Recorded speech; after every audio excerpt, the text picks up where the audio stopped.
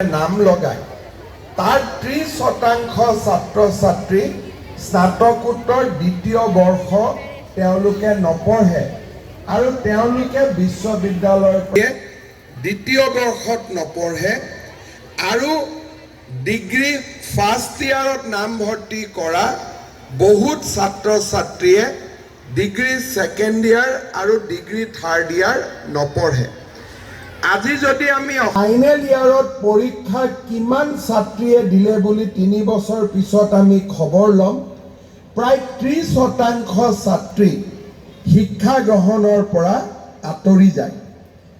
ইয়াৰ কাৰণ ঘৰৰ আৰ্থিক অৱস্থা এটা ডাঙৰ কাৰণ।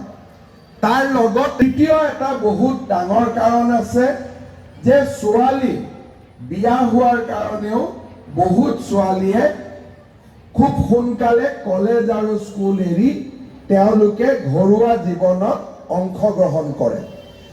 আমাৰ লক্ষ্য আছিল যে আমি অসমত দুটা বস্তু, এটা হ'ল যোনে